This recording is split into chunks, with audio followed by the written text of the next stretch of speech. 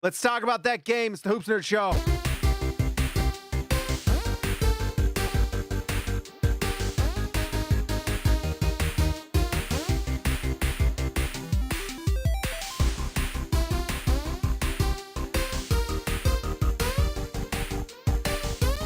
All right, guys, like the video, subscribe to the channel if you're new here. If you're on the podcast, make sure 5-star review.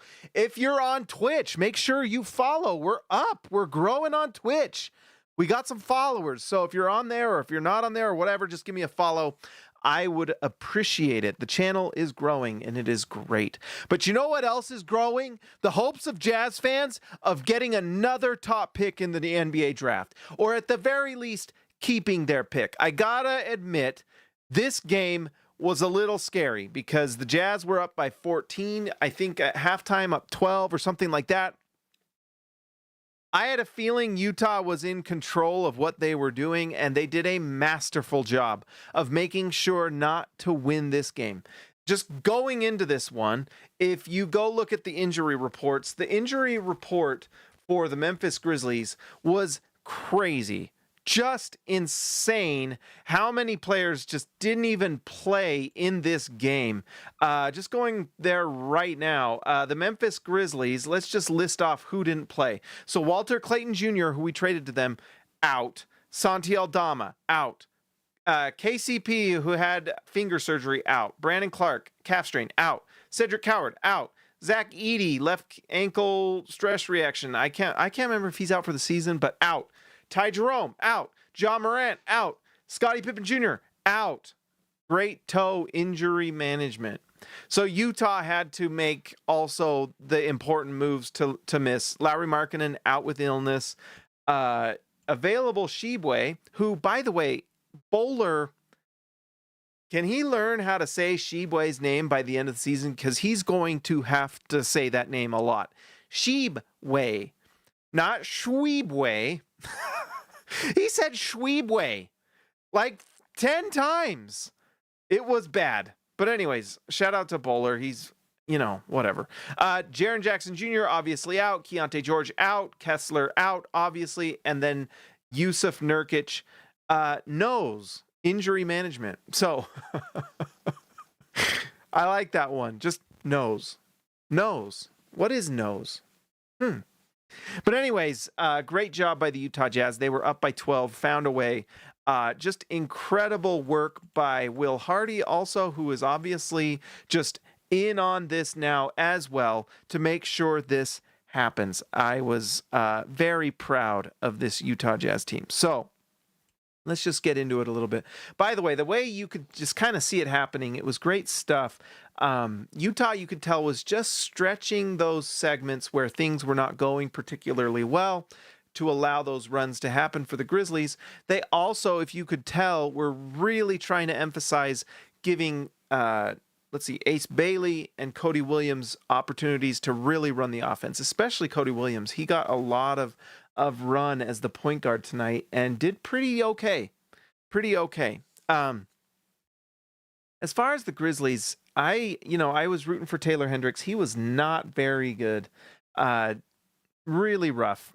I mean, Utah being able to turn him and another young player in Walter Clayton into Jaren Jackson Jr. with the 3 picks they sent.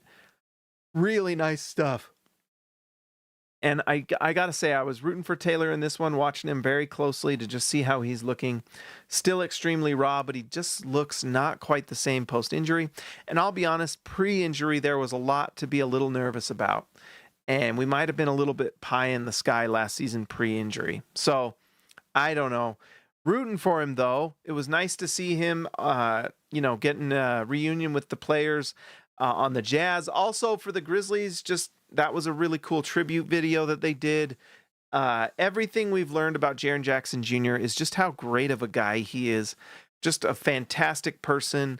And it's nice to have guys like that are just great, awesome guys to root for on your team. Obviously, not every player is going to be like that, and that's fine. We're not in the business of just like getting humanitarians at every position, but it is nice when they are great to root for those guys. So very nice. And Utah tends to have lots of high character guys on the team. So that's really nice to have. Let's see. So let's just get into it a little bit. I mentioned it a little bit already. Ace Bailey was 8 for 19 from the field. You could tell they were trying to get the ball in his hands, and that's good stuff. This is the stuff that, we're going to talk about it tonight, but, everyone worries about the negatives of tanking, like the integrity of the game, according to Adam Silver. Even though, by the way, yesterday, the Washington Wizards rested 2 of their best players in that game in the fourth quarter. Is a $500,000 fine going to Washington? Probably not. Probably not. Just hypocritical from Adam Silver once again. The hypocrisy is just incredible. I was actually thinking about it today. It is so easy for him to attack the Jazz. I don't know what it is. If it's just because Utah is kind of that team that a lot of media is okay kind of bashing, whether it's the fans or the state or whatever, or if there's some sort of bias against the Angels or something. I don't know. But that fine was, the more I think about the fine, the worse it is. And if I'm Ryan Smith, I'm collecting data points for litigation, because one thing you're going to do if you do go to some sort of court, and I would definitely write down some notes from the Washington Wizards game yesterday, even though they even won the game, to just say, hey, remember this thing that you did? If you do any sort of fine or threat to us again this season, guess what? You're going to regret it, because we're going to court over it, because this is BS. We did not break any rules, right? Any of them. We're doing things the right way. And this commissioner, who is an idiot, did a really idiotic thing. And the fact that they fined the Pacers $100K was like just some sort of stupid move to try to make it seem like they didn't want to just bash the Jazz. I don't know why the Jazz too, by the way. The Wizards thing is even worse when you consider the fact that the Wizards also have a top 8 protected pick. That's not different. They're literally in the same situation the Jazz are. Both teams have top 8 protected pick. Both have every incentive to lose this season. Yet somehow the Jazz are the ones that get the fine and not the Wizards. Why is it the Jazz? That gets worse and worse. I have not seen a tide turn on a commissioner this fast, and he deserved it because he's been bad for a long time. This isn't the first stupid move. The other dumb move by the commissioner, I got to stop saying stupid, it sounds crass, but the other moronic, unintelligent move by the commissioner, the coward that he is, was flattening the odds. And it sounds like that. I mean, I'm probably going to make a video tomorrow, although it's my daughter's birthday tomorrow. We'll see. Probably cannot get a video. By the way, church ball tomorrow as well. The Hoops Nerd has got to go and get buckets tomorrow. It's going to be shoulders and chests and power basketball. I squatted, what was it, 275 today. That power's going to your chest, baby, and then we're going to lay that ball in the basket. Let's just hope I don't tear an ACL. I am terrified I'm going to tear an ACL one of these days. Anyways, Adam Silver sucks. That's the moral of the story. I got to use more intelligent words and more intelligent conversation, I have found. Adam Silver, he doth protest too much he does. All right, he's the worst. I hate that guy a lot, and I will not stop attacking him. And guess what? I'm fine doing it on SLC Dunk too. Front page all the time. That article I wrote about Adam Silver got a lot of views, and I know he read it. I know you read it, Adam. I know you read it, because I know that you read the other things that I did that I got in trouble for. But I don't care. I don't care. You can read every word, you loser, you hypocritical liar. You lie. All right, so let's talk about the Jazz. Ace Bailey, like I said, got the ball in his hands, and that's what I got to, is the benefits of tanking are not necessarily just the draft, but you are also giving opportunities to your young players to do things that they normally wouldn't. If you consider what happened at the start of the season, Ace Bailey didn't even get to play. I am still questioning whether he was sick or how sick he was, to be honest. That said, when he came back healthy, he came off the bench, and he had to play in very specific, minute roles with the team. you've got to hit your threes. You've got to defend. You can't turn the ball over. And you're doing it while, Key and Lowry are running everything, and things are running through them. Walker Kessler leaves with injury in game 3, and so there was a little less there. But, if Jaren Jackson Jr. and Walker Kessler and Lowry Markkanen and Keontae George are playing, do you think they're going to be focusing on giving the ball to Ace Bailey to bring the ball up? Absolutely not. So this is a great opportunity for him to do this, and it was nice to see. And we shouldn't, the people that don't watch the games and just check box scores, they'll look at this and be like, oh, 22% from 3, just like we said, Rutgers, he can't shoot. No, he's bringing the ball up and running an offense. We should expect him not to knock these down. Now, there's a few that you watch and you're like, yeah, I'd like to see him knock those down. Although I will say, for the sake of the tank, it's okay. I think that this offseason is just massive for Ace Bailey, and he has an opportunity to get and improve in a lot of ways. And so what he gets to do now is kind of practice those things and try those things he normally would never get an opportunity to do. And if he's able to do these things and show some improvement, that's great. It also gives him some idea of what he needs to get better at, I need to learn how to take the ball up the court. I need to work on my crossover. I need to work on my handle when I'm driving to the basket. I need to learn all these different things. And he's getting an opportunity to do them now. And like we say all the time, the problem with this 82-game schedule, one of the major ones, is just the fact that players don't have a chance to practice. Let's see, let me move this up. The players just don't get a chance to practice during the season very often. On back-to-backs, when are you practicing? When you're playing 3 games in 4 nights, when are you practicing? In between those games, you're traveling, you're flying, and players need sleep. You're getting into your hotel at 3 a.m., and you've got to sleep. That's why players have pregame naps. I don't know if you knew that, but before the game, they tend to make sure the players get a nap in so that they're rested, so that when the game starts, it's very regimented. They're very, and so this is an opportunity when he's playing these games to actually practice these things against good teams, or at least NBA level teams. Now, Memphis Grizzlies, you could argue, was not the highest level of competition, but it was, good enough that it's just reps. So this was great. I want to see all the minutes go to Ace Bailey, Cody Williams, Isaiah Collier. I get a little nervous because he's looking like a very nice backup guard for the future. And if you're not careful, he could win a game. That's why he only played 24 minutes. But yeah, so nice to see. Same thing tonight for Cody Williams, who it looks like led the team in minutes. And by the way, his defense is looking really nice. Cody Williams is making nice defensive play. But anyways, Ace Bailey as kind of the lead guy, 20 points, 6 rebounds, 3 assists. Nice to see. Very nice to see.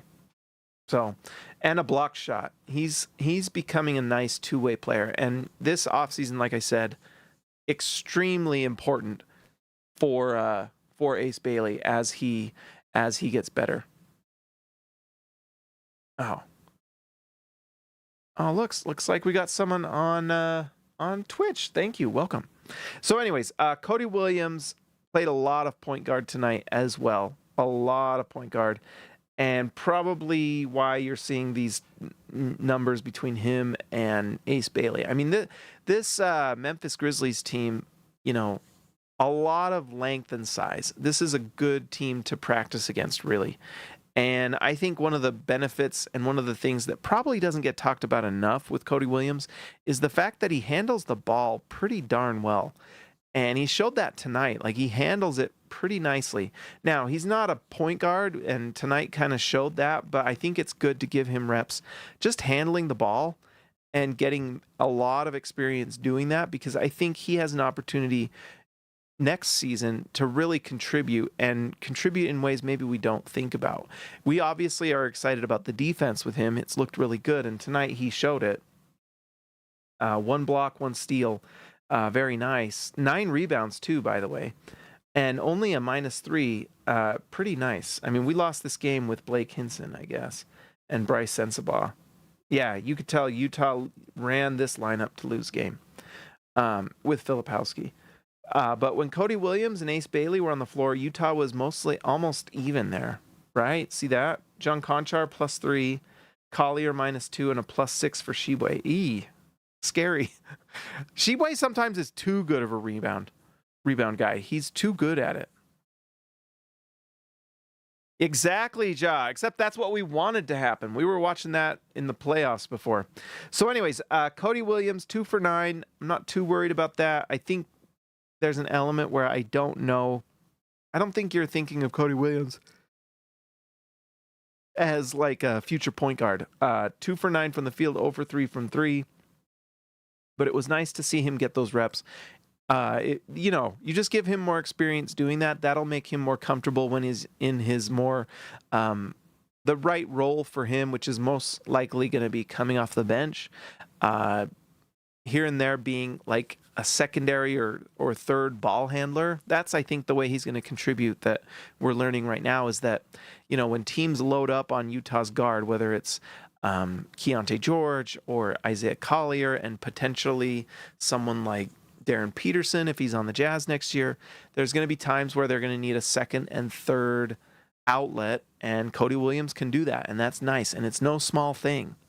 Playoff series can swing just because of matchups like that, where if I remember specifically like the Blazers losing a series, at least one game, I can't remember who it was against, but I remember that the teams they were playing against really loaded up on him, and it really hurt the Blazers, who did not have a lot of secondary and triple and other ball handlers. And so having that allows you to get up, allows you to get into your offense. And because Cody Williams is showing that he can drive and dunk and make, the correct pass, it's a nice thing to have.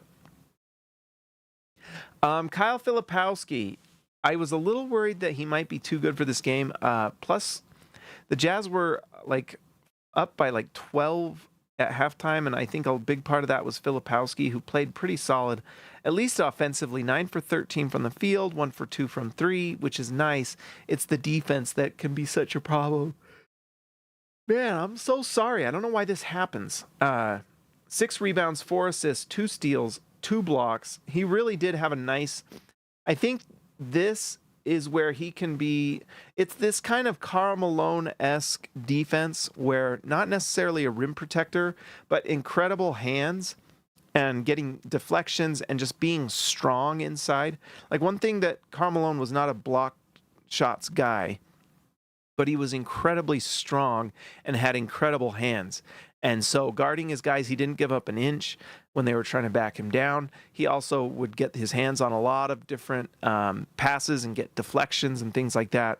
I think that's the avenue for Kyle Filipowski to be a solid defender, although the rim protection is just not there. So we'll see. John Conchar was a +3. He just plays so hard and makes smart plays. I'm really liking the guys the Jazz got in that trade. Like Vince Williams, I like Vince Williams. So anyways, I like John Conchar. He hasn't been able to hit a 3 since he joined the Jazz. Gosh dang it. I got to drink some Diet Mountain Dew tonight, or maybe that's what's wearing off. I don't know. But nice to see. All right. Tyson Price, the price is right. Thank you, my friend. All-star, baby. Let's see. Question. What do you think about this idea? To keep teams from tanking, the NBA should get rid of the draft lottery, and instead, at the end of every season, they put all teams into a hat to draw. I would rather something like that than... I guess I probably would be against that, Tyson, just because the real problem we've seen with the Jazz is that it's just so hard in the NBA to go from bad to great without the draft. Without the draft, how do you get there? Utah's not getting free agents and free agency is basically dead. It's basically called pre-agency now. And so you have the teams that they will basically do, like Utah just had their pre-agency by trading for Jaren Jackson Jr. And the idea is that instead of Jaren Jackson Jr. going to the free agency market and signing a big contract, you just sign a contract with your team, and then if the team needs to, they'll just trade you. So Utah used their cap space in that trade with Jaren Jackson Jr., and that's their pre-agency is basically, I guess, what you call it. Free agency's gone. But if you're like, the Jazz or the Wizards or the other bad teams, like who else is terrible? How do you get better? Like, how do the Sacramento Kings aren't getting any free agents either. The only way they're going to be getting like out of this spot is by drafting well. Man, they are so pathetic. But anyway, Sacramento has that. They're going to get a top 5 pick. Sacramento's not, that's, I guess, the reason why I'd be against that, because like what happens if you're Sacramento and everyone gets draw their number, and the Oklahoma City Thunder draw the number 1 pick, and Sacramento draws like 27, and Utah draws like 19. I guess you could say it would take away incentive to be terrible. I guess, there is like the other side of the coin. Like, well, then it doesn't do any good to be bad. But what if you are just bad, right? Like the Sacramento Kings, like they were trying to be good this year. They turned out to be just really bad.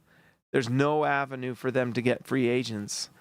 Maybe they can trade for someone, but the currency of the NBA is draft picks. And one reason why those draft picks are kind of like a big deal is because the weighted ones are higher. Like Utah's picks they traded to the Grizzlies, the one that's pretty nice is that Suns pick. Like that pick has value because it might be higher.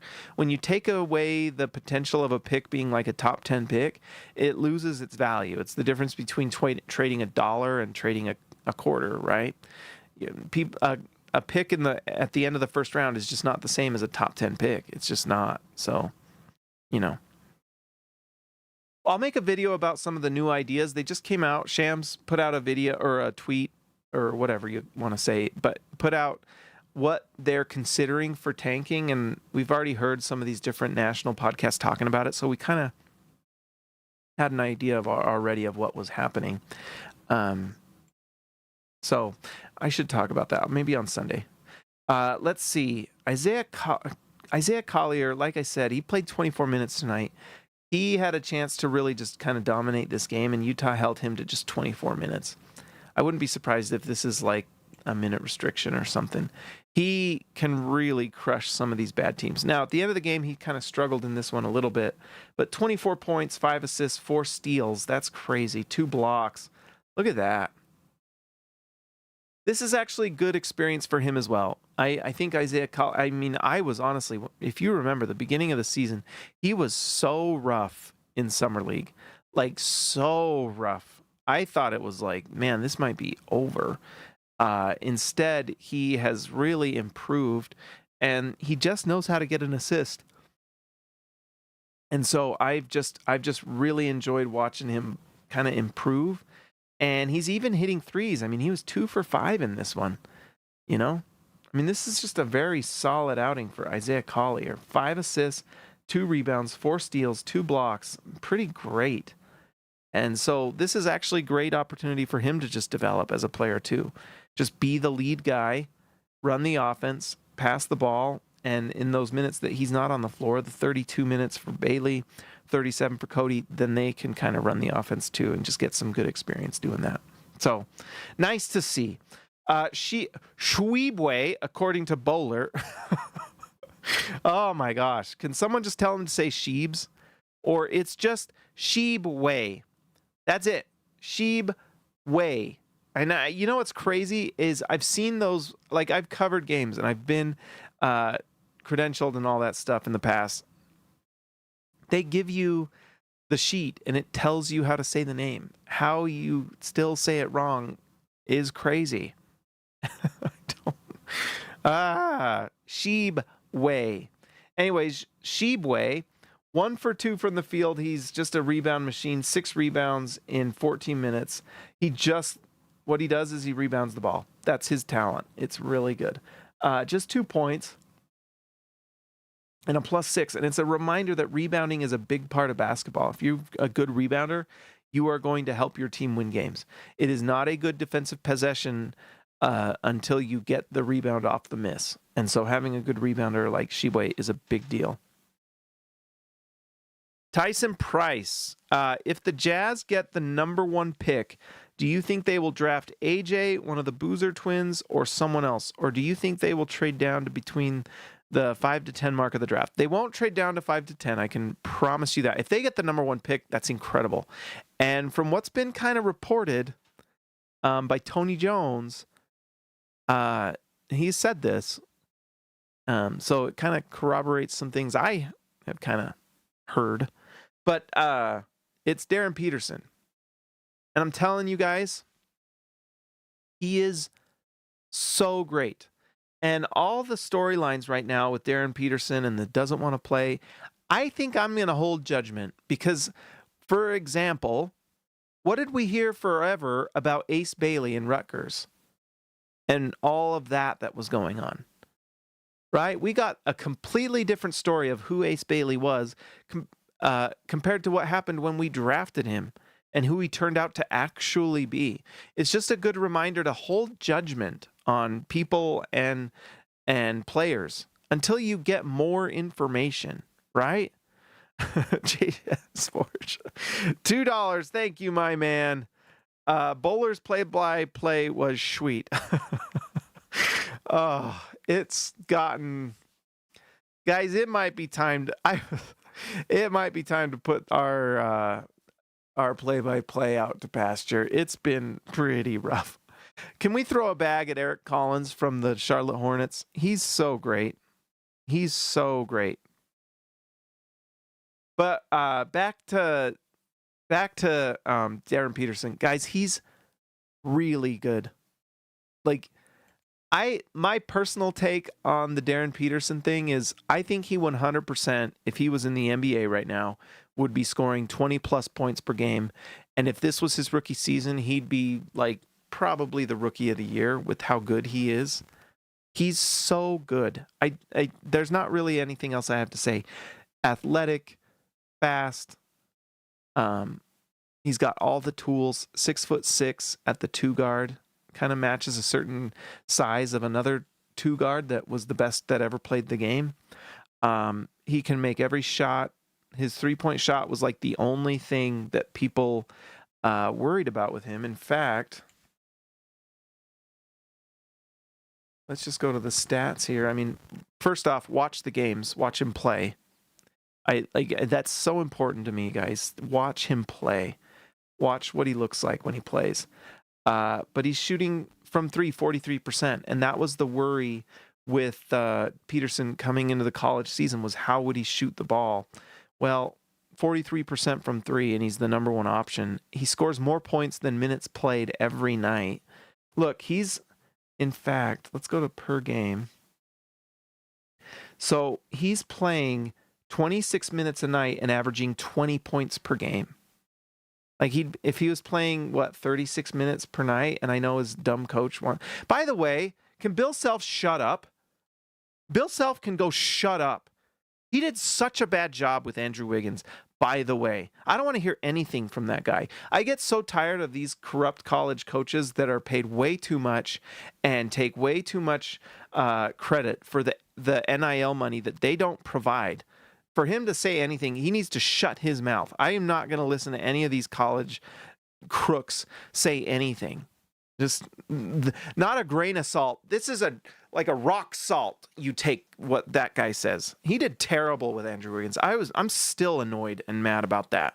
That was ridiculous. And you try to watch these games, and these guys, you sit there and you watch this like 5'8" point guard take the ball. And that's why I've been so mad at Tennessee this year. It's so annoying. I've watched like 6 or 7 games, and every single time it's like watching some 5'8" point guard that has hoop dreams or whatever, and taking the ball and taking bad shots, and it keeps it from the prospect who needs the ball and should have it anyway.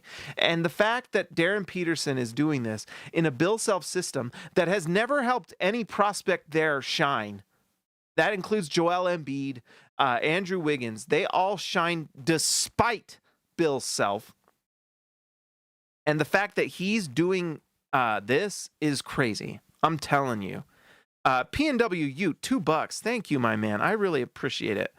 Bill, you can keep it to yourself. Exactly. Like, and I get it. He's the coach, wants him to play, but I have not seen a coach kind of like say things about a player like this. How about you support your guy? I don't know. But the way I look at it is he is in a situation that he is forced into, did not choose. I actually heard a quote today that was really good. It said that, like, the way you know you're privileged is by having an option.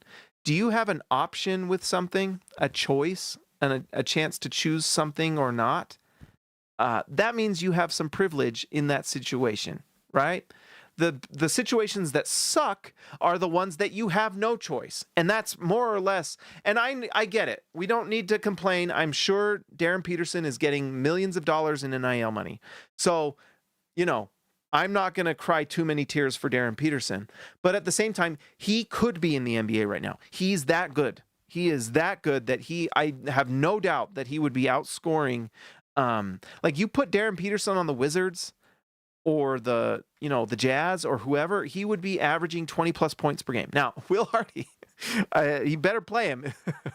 If we get freaking Darryn Peterson and Will Hardy just trots out Svi Mikhailuk, I'm going to lose my mind. I'm going to lose my mind. But guys, I'm telling you, go watch the highlights. Darryn Peterson, if he's on this Jazz team, I think the Jazz are going to the finals. I'm not even kidding. He is so good. He gets his shot wherever, whenever he wants it, knocks it down. You look at these stats. 43% from 3, 48.5% from the field. And the draft box score watchers, the ones that complain about everything and everyone, unless your box score is clean or ethical, is that the word these days? Ethical and integrity? He doesn't get to the rim enough. Well, he can. If you watch him play, he can. And you know why he might not be? I think honestly, this is my take. I know I've said that multiple times. I'm sorry. I think he's just trying to get through this season that he was not allowed to bypass. It is like a requirement he plays in college, so he had to choose somebody. So he chooses Kansas, doesn't want to get injured. And is it a little over the top? Is it a little like, makes you a little like, that's a little, yeah, it is. But you know what would be worse? Tearing an ACL at Kansas because they forced you to go there. Right? And ruining your draft stock. He's the number 1 pick. I don't think it's particularly, I mean, I guess it is with AJ DeBonsa. I think there is a debate. I think, if you want to pick, if the Jazz get the number 1 pick and choose AJ DeBonsa, I'm not going to complain. I'm not going to complain. But I think that Darryn Peterson is a can't miss top 10 player caliber guy. He just is. These numbers are bonkers. There is just nothing. You cannot get like the 27.9 PER is just crazy. PER is like the most bonehead stat ever, but the fact that it's this high is ridiculous. It's like you'll watch. It's just crazy. I don't even know how to explain how good this is. 3.7 rebounds, 1.5 assists, and now they're trying to say he doesn't assist the ball. People are trying so hard to find fault with this guy. Right? The smear campaign is crazy. It's like freaking smoke screens. Like I don't even think I've seen this type. This is like political stuff. It's crazy. It's just so much smoke screens and BS that just go watch the film. Watch him play. He's unbelievable. He's unbelievable. And if he's on the Jazz and you put him next to Keontae George and Jaren Jackson and Lauri Markkanen and Walker Kessler, forget it. If Utah wins the number 1 pick, I'm not kidding. Put the over on Jazz wins. Put the over on Jazz to the Western Conference Finals. It's happening. He's that good. And by the way, defensively, great. Look what he's averaging stocks-wise. He's averaging, look at this. Last 5 games, 3 steals, 2 steals, 2 steals. He's a high steals guy. He averages 1.2 steals per game in 26 minutes. That's pushing 2 per game if you're putting him up to 32 to 36 minutes. You go in and this is with college spacing. I cannot tell you how pro Darryn Peterson I am. I'm not kidding. This kid he's got it. He's got it. And I kind of have a feeling he knows that he just needs to get to the NBA, doesn't want to get injured, isn't in the best situation. It's fine. I think you know what, Steve Areno? I have a very good feeling. I mean, I tell you what, I'm so freaking tired of Tennessee. I'm so mad at Tennessee. Nate Ament has been poorly coached. There's so many bad coaches in college, by the way. There's just so many that just drive you crazy. Like, how does Nate Ament not get the ball more often? I don't get it. I watched the Tennessee Volunteers basketball team because I guess I'm sick in the head. It's not that fun. But when he has the ball, good things happen. Like every time. Every time. I cannot tell you how many times I've watched Nate Ament drive to the basket, between his legs, pull up hard at the free throw line, knock it down. And if then they start guarding it, he drives right past. And he was supposed to be too mechanical, not athletic enough. And I tell you what, if Utah gets like the 7 pick, and look, Nate Ament's at 8, that's a steal in my opinion. 6'10". I'll let all these guys draft these 6-foot tall point guards. Go ahead. Go ahead and draft Darius at Cuff. Go ahead. Kingston Fleming's, you know, I don't mind him, and if the Jazz pick him, then I'll trust their pick. But I would rather take the big guy, the 6'10" guy that can make every shot, makes every pass, averaging, what is he averaging? 3.1 assists. The guy that does everything well and is 6'10" and defends hard. I'm gonna be okay drafting that guy. I mean, his form looks, I don't know. I get mad, and I know I'm probably too mad all the time, but I don't get it. Some of this is so easy. By the way, I called it last year with Derek Queen. Everyone just, I didn't understand why he was sitting at like 15 for most, like last year we were doing this all year and he was in like the 10 to 15 range. And I know that the Pelicans aren't very good, but when he had that run where he's averaging near triple double every night and scoring 20, what is Derek Queen? What's he averaging? It was just so obvious he was going to be good, especially if, like I thought, like this guy's, it's going to transfer. 49% from the field. He can't shoot the 3, so if he can improve that. But the assists, 4.1. He had that stretch where he was playing so well. By the way, we play the Pelicans here coming up, 2 in a row. We have Rockets on, I think it's Monday actually. Rockets Monday, and then we play the Pelicans twice. Get ready for gastric distress on those nights. We 100% need to lose those games. The good news is the Pelicans are trying. But we need to lose both of those. That'll put the Pelicans at 17 wins. We needed them to win tonight. They were close. Man, their coach is so bad. They haven't had a good coach in New Orleans in a while. It's been bad. I feel bad for New Orleans. They really struggle. Even the Saints too. They struggle with the hurricane that happened there. They still are having a hard time recovering, and it's affected how they get people to live in. It sucks, man. That really, really was awful. So let's just root for New Orleans to improve and get a good coach that can win games, right? Zion Williamson's playing and putting up numbers. He just doesn't defend. So we'll see. That game's going to be crazy, but we really need to lose those games. In fact, let's just go to the Jazz schedule here. Let's see. Open link, tab. Okay, so Utah on Monday plays The Houston Rockets, the KD file. Oh, my heck. The 23rd.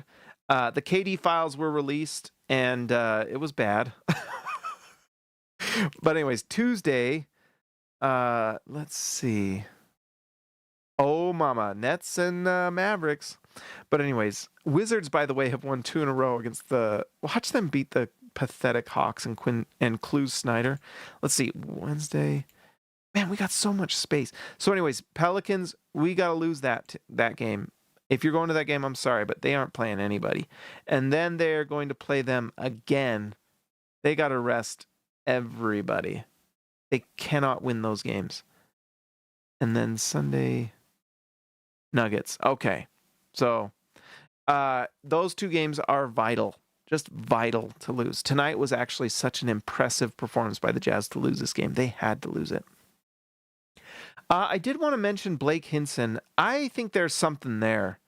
13 points, 5 for 6 from the field. He was perfect from 3, 4 rebounds. I think there's something there. He's 6'8", great size, and he's knocking down threes. Really nice to see. So, yeah, we'll see. I think Blake Hinson has a chance to be something, Another element of... By the way, thank you for all those on Twitch. Magnus, great tank loss tonight. Yes, I agree. Stucer, testing out this Twitch option vid isn't working for me. Your melodic voice is, however. Yeah, I don't know what's going on. Why the video isn't working on Twitch. Young guys are really improving with the extra playtime. Yeah, so I guess we're gonna have to keep working on that. I have like a plugin that helps me multi-stream, and it doesn't seem to be working. It worked one night really well, and then after the fact, I don't know. On Twitch, I don't get it. Anyways, I think there's something there with Hinson. Great size, can hit the 3. If he can defend in the scheme, that's great. And he looks nice out there. And he averaged like 22 in the G League, so there's something there. And that's another benefit of tanking. Like I said, you get a chance to look at some of these guys, and sometimes you find someone who you bring up, you give them a lot of minutes, and you're like, oh, this guy actually, he might be worth holding on to, and might be someone you can keep. I think we kind of have a good idea of Elijah Harkless. They pulled him because his defense was too good. I don't know. Maybe I don't know. He only played 7 minutes tonight. For some reason, they played him for 7 and then didn't play him anymore. So who knows? Sensabaugh played 19. He was a little bit of the tank commander tonight. Minus 13 for him. 4 for 12 from the field, 1 for 4 from 3. Struggled. And Vince Williams, who was hitting his threes tonight, 2 for 4, 2 for 7 from the field. He struggled in a few different ways. He can kind of handle the ball a little bit, but I would say, based off of what we're seeing, he is more of a kind of secondary ball handler than anything. So that's it. Kevin Love came in and was just hitting all of his threes, and so the Jazz promptly pulled him. Great job by the Jazz. 5 minutes of Kevin Love, and they were like, that's enough of that. 2 for 2 from 3, 6 points, plus 5. They were like, never mind. Go ahead and sit down. I don't know why they played him in the first place, but, he's improving his 3-point percentage for the season. By the way, I think they have a very good shot. I can't remember where I saw it.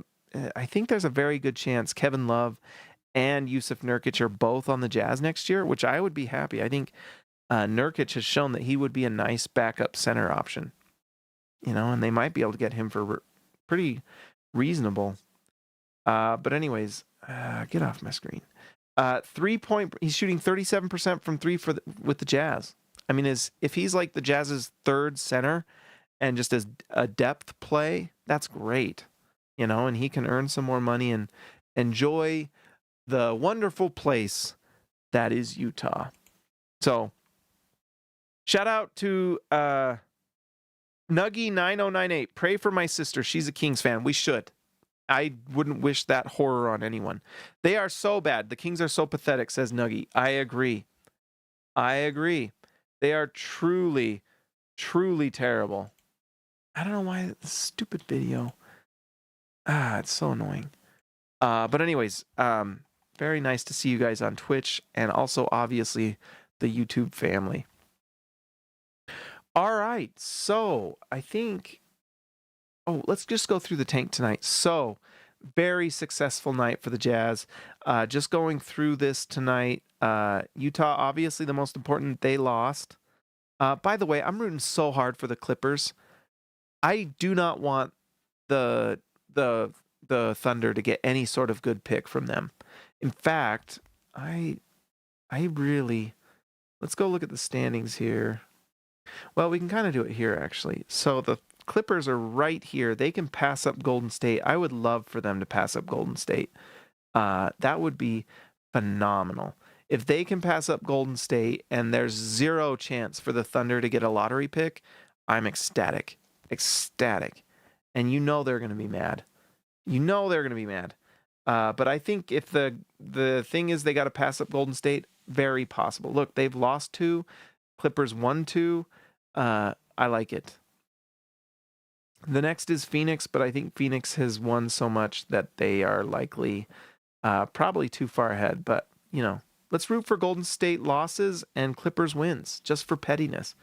OKC tried to mess up our tank. They're not getting it. They're not getting our pick. Sorry. And maybe you get like a 16, 17 pick. Fine. Whatever. That's not changing too much. I mean, I guess they did. Nah. Yeah. I don't want them having any sort of top 5 pick or top 4 pick chance at all. 0. Let's see. Not too much to worry about. The Hornets have really figured something out.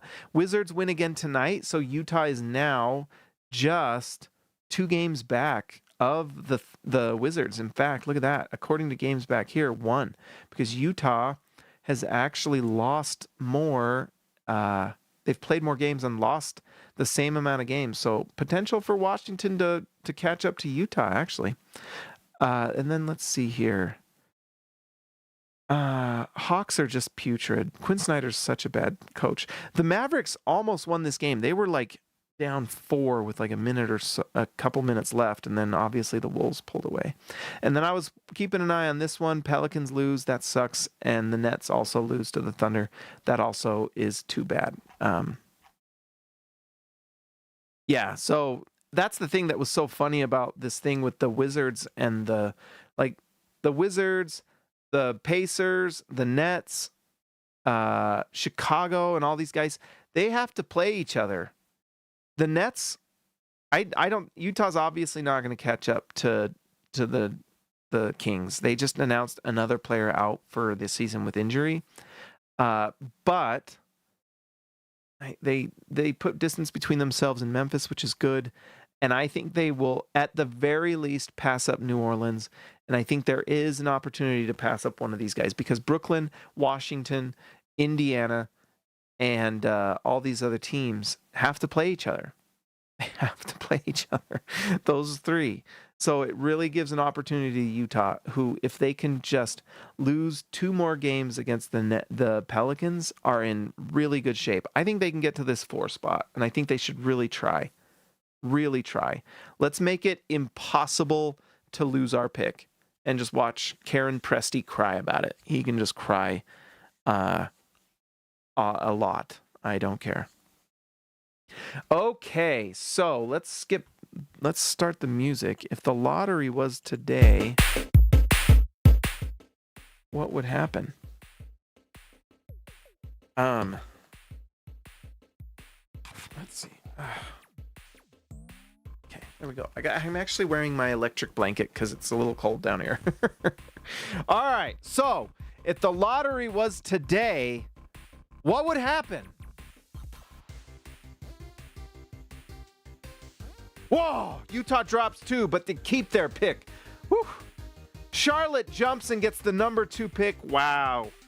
You got yourself a good team in Charlotte with that. Of course, Dallas jumps, those losers. And then Washington finally gets lucky. Finally. But at least Utah keeps their pick. That gives us the number 8 pick, which is Nate Ament, baby. And I would love it. I would love it. Nate Ament, 6'10", highly skilled, underrated player. Look at that, 1.2 steals at 6'10". I like him. I think he's the most underrated player in this draft. And I would take him at 5. Then I'd probably take Michael Brown at 6. And maybe Keaton Wagler 7. I'm not as big on Kingston Flemings. I don't need the smaller guard anymore. Sorry. He does have 1.9 steals, but I also watched him get back down with ease. So, I don't know. We shall see. You know who I really like is Darryn Peterson. And what I like about this is per 36 minutes adjusted. So you can see how well Peterson does when they adjust his minutes. He would be perfect to play off of Keontae George. Jazz Forge, thank you so much. Suck it, OKC. We were meant for this pick. I'll tell you what, if Utah gets like the 8 and we get Nate Ament, I'm so happy with that.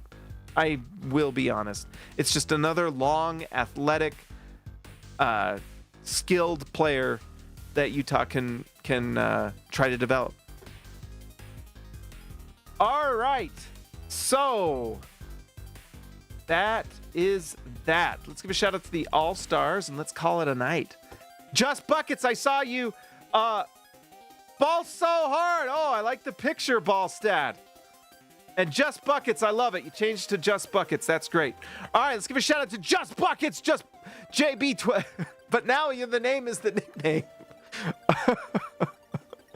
All right, let's give a shout out to Just Buckets, Ballstat. Ball so hard, Ballstat. I'm screwing this up. I'm not tanking, I swear. See ya, Lexalator. Jace is the Ace Garner. Steve Areno, Stucer. Let him cook sturdy pots. Ezekiel Raicibe, the man from down under. Tyson Price, the Price is Right. Jordan the Goat, Best Roll. Christian House Money to Haas. Robert Hall of Fame. Arcs Poetica. Austin R. Grant, Editor Extraordinaire. Jazz Forge. And Patrick Akubo, the Connoisseur. It's Triple J Jazz Forge. I like it. All right, guys, like the video, subscribe to the channel. I got to figure out this Twitch thing. It's hard because I have to multi-stream, and it's not working. So we got to figure some way to do that with I love you, Malik. The Jazz will never be good. Not this season. But guess what? Guess what? I love you, Malik. They will next year. Get ready, especially if they win the lottery and we get Mr. DP on the Jazz. I would love that. Or AJ. Either one. Either one would be fantastic. All right, guys, that's all.